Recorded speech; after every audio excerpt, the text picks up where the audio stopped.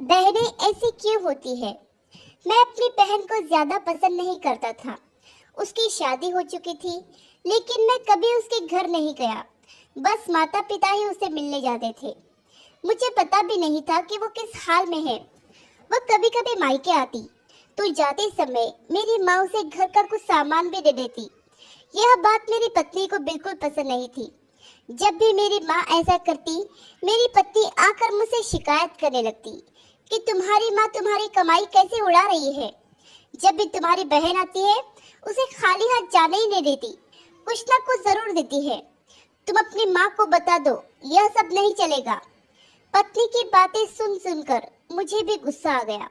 मैं माँ के पास गया और कहा, माँ, ये सब क्या है? जब भी बहन घर आती है, तुम कभी साबुन, कभी चावल का थैला, तो कभी दालें उसे देती रहती हो।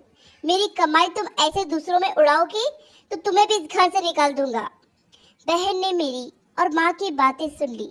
1 घंटे बाद बहन मेरे कमरे में आई और कहने लगी, भाई, जरा रिक्शा ला दोगे? मुझे अपने घर जाना है। बहन की बात सुनकर मैं मन ही मन में बहुत खुश हुआ, लेकिन दिखावे के लिए बहन से कहने लगा, थोड़े दिन और रुक जाती। नहीं भैया, बच्चों की स्कूल की छुट्टियां खत्म हो गई हैं। अब मुझे घर जाना है। कल से इनकी स्कूल शुरू हो जाएगी। फिर वह चली गई। पिताजी के मरने के बाद जब घर का बंटवारा हुआ तो हम दोनों भाइयों ने आपस में ही बंटवारा कर लिया, लेकिन उसमें से भी बहन को कुछ नहीं दिया। वह फिर भी खामोश रही, हमसे कोई शिकायत नहीं की। लेकिन हमारी माँ बहुत रोई और कहने लगी, बहन को भी कुछ दे दो। लेकिन हमने माँ की एक ना सुनी और माँ को डरा धमका कर चुप कर दिया। अब बेचारी विधवा औरत, अगर हम उसे घर से निकालते तो वो कहाँ जाती, इसलिए चुप हो गई। भाई साहब ने अपना हिस्सा बेचकर शहर जाकर नया काम शुरू कर दिया और वहीं रहने लगे। हमने अपनी बहन के साथ जैसा व्यवहार किया था, उसकी सजा तो हमें मिलनी ही थी। भाई साहब का कारोबार बर्बाद हो गया और वह मजदूरी करके अपना पेट पालने लगे। मेरे बड़े बेटे को भी टीबी हो गया। उसके इलाज में लाखों रुपए खर्च हो गए। जो भी मेरे पास था सब कुछ खत्म हो गया और मुझे कर्ज लेना पड़ा। हाल इतना बुरा हो गया कि खाने के लिए भी पैसे नहीं थे। घर में कुछ राशन भी नहीं था। मैं अपने कमरे में अकेला बैठा सोच में गुम था कि मेरी बहन घर आ गई। उसे देखते ही मेरी पत्नी ने कहा, आ गई मनहूस। बहन को देखकर मैं भी गुस्सा हो गया, लेकिन अपने गुस्से को दबा लिया। वह मेरे बच्चे के पास गई, उसे देखा और फिर मेरे पास आकर बैठ गई। मेरे भाई, क्या तुम परेशान हो? यह कहते हुए उसने मेरे सर पर हाथ फेरा। बड़ी बहन हूँ तुम्हारी, तुम मेरी गोद में खेले हो। अब देखो, अपनी बहन से भी बड़े हो गए हो कि अपनी बहन को कुछ नहीं बताते, अपना दुख भी नहीं बांटते। यह कहते हुए उसने अपने सोने के कंगन निकाले और मेरे हाथ में रख दिए। मेरे भाई, परेशान ना हो, यह कंगन बेच दो, अपने घर का राशन भर दो, अपने बच्चे का इलाज भी करा दो, और पैसों की जरूरत हो तो बेझिझक कह देना अपनी बहन से, मैं तुझे इस हाल में नहीं देख सकती।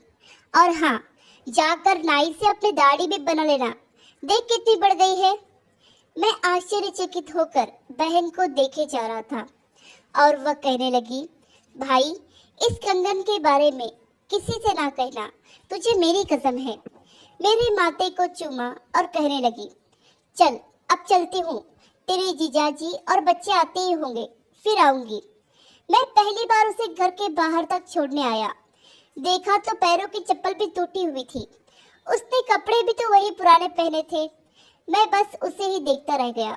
मैंने तो कभी अपनी बहन की घरेलू हालत जानने की कोशिश ही नहीं की थी, लेकिन जब उसने मुझे बुरे हाल में देखा तो दौड़ती हुई आई और अपने सोने के कंगन में दे दिए, ताकि मैं अपने बच्चे का इलाज करा सकूं और अपने घर का हाल सुधार सकूं।